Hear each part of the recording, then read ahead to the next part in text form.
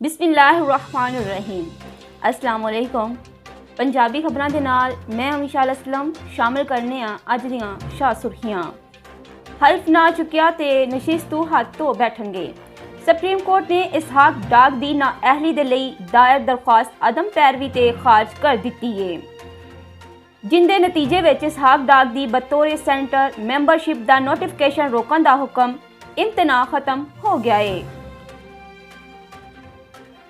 कराची विच KMC मुलाजमीन दा धरना, traffic दा निज़ाम धरम भरम।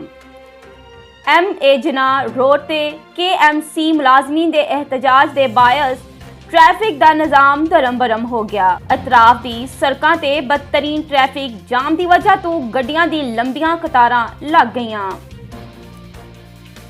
कराची विच डेंगू दे वार जारी, महकमा सेहत दी रिपोर्ट विच अहम इंकशाफ।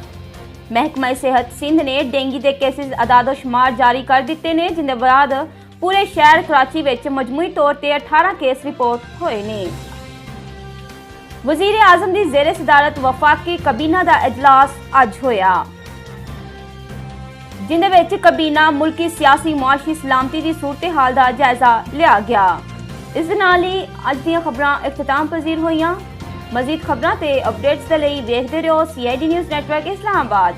अपना ख्याल रखो, अपने नाल दूजियां दा भी रब रखा। You are watching CID News Network Islamabad.